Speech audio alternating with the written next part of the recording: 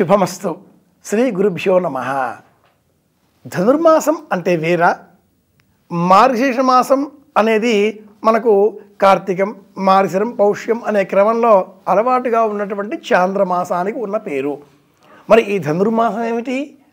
తమిళ సంప్రదాయంలో చిత్రి, వైశాఖి, ఆడి, అవని, పెరటాసి ఇలాగా పెరటాసి, కిల్బిషి, తై, మాసి, పంగుని ఈ పేర్లతో తమిళంలో కూడా నెలలకి పేర్లు ఉన్నాయి.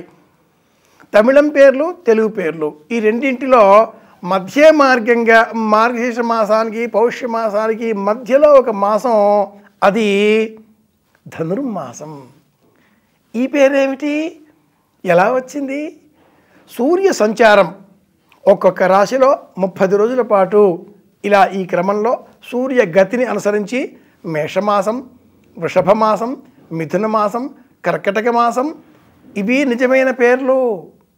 సూర్య సంచారం జ్యేష్ఠ నక్షత్రాన్ని వదలి మూల నక్షత్రంలో మొదటి పాదంలో చేరగానే ధనుస్సుకు సంబంధించిన ప్రయాణం ఆరంభం అవుతుంది. ఇది 30 రోజులు. ఈ 30 రోజుల కాలంలో జ్యేష్ఠ, మూల, పూర్వాషాఢ అనే ఈ 3 నక్షత్రాల క్రమంలో 2 నక్షత్రాలు తదుపరి ఆ 3వ నక్షత్రంలో ఉండే మొదటి పాదం 3 రోజులు ఉజ్జాయింపుగా, ఒక్కొక్క పాదంలో ఒక్కొక్క నక్షత్రంలో ఉజ్జాయింపుగా సూర్య సంచారం 13 రోజులు 14 రోజులు ఉంటుంది. కనుక వెరసి సూర్య సంచారం మూలా నక్షత్రంలో ప్రారంభమైనది మొదలుగా ధనుర్మాసం అని జ్యోతిషం సిద్ధాంతం చేస్తుంది. ఈ ధనుర్మాసంలో చలి విపరీతంగా ఉంటుంది.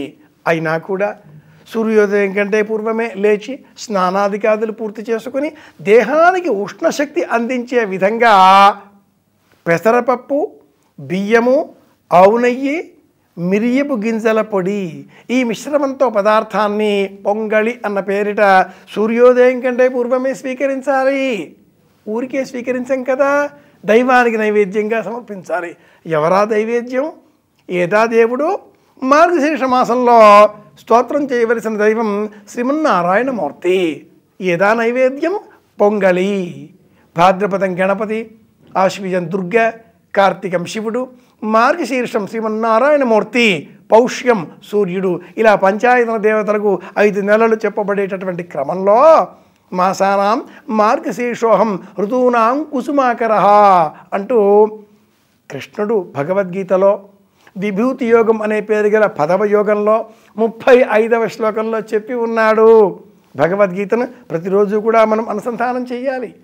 ఇలా ఈ మాసంలో నేను ఈ మాసానికి సంబంధించిన సూర్య సంచారం ఆరంభమయ్యే తరుణంలో ధనుర్మాసం అంటూ జ్యోతిష శాస్త్రం చెబుతుంది. కనుక మనం ధనుర్మాసం అనే నియమాలను పాటిస్తూ సూర్య సంచారం ఆరంభమైనటువంటి ఆ రోజు మొదలుగా సూర్యోదయం కంటే పూర్వమే లేవడం, స్నానాదికాదులు పూర్తి చేసుకోవడం, పొంగలి స్వీకరించడం, మన యొక్క ఇష్టానికి అభిరుచులకు అనుకూలంగా తిరునామం, భస్మం, బొట్టు, కుంకుమ, తిలకం ధరించడం, దైవనామస్మరణ చేయడం, దానం చేయడం, వీలైనంత మట్టుకి సూర్యోదయం కాకంటే పూర్వమే తినాలి, లేదా మొదటి జాము 9 గంటల లోపల పూర్తి చెయ్యాలి.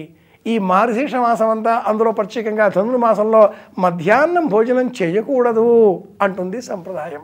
తిరిగి సాయంత్రం 6 నుంచి 9 మధ్యలో ఆహారం స్వీకరించవచ్చు అనే మినహాయింపు కూడా సూచిస్తుంది. ఇది ధనుర్మాసం అంటే. ధనుర్మాసం 30 రోజులు తిరుప్పావై పాశురాలతో గోదాదేవి ఆ రంగనాథుడిని సేవించి తరించింది. ప్రతిరోజు కూడా మనం కూడా తిరుప్పావై పాశురాలను అనుసంధానం చేసుకుందాం. ఆధ్యాత్మిక మార్గం అంటే భక్తి మాత్రమే కాదు, వ్యక్తిత్వాన్ని పెంచుకోవడం కూడా, సమాజంలో ఎలా జీవించాలో తెలుసుకోవడం కూడా. తెలుసుకుందాం, పాటిద్దాం. మళ్ళీ కలుసుకుందాం. మీ కాకునూరి. శుభమస్తు. సనాతన ధర్మం ప్రపంచానికి ఒక వరం లాంటిది. సనాతన ధర్మం యొక్క గొప్పతనాన్ని మేము untold stories from Hinduism, Vedic facts, ధర్మ సందేహాల ద్వారా మనలో చాలా మందికి తెలియని విషయాలు చెప్తూ జాగృతిపరిచే ప్రయత్నం చేస్తున్నాం. సనాతన గొప్పతనాన్ని చాటేందుకు వీడియోస్ను లైక్ చేయండి, అలాగే షేర్ చేయండి. సబ్స్క్రైబ్ చేయడం ద్వారా మాకు సపోర్ట్ ఇవ్వండి. అలాగే మీ అభిప్రాయాలను కామెంట్స్ రూపంలో పంచుకోండి.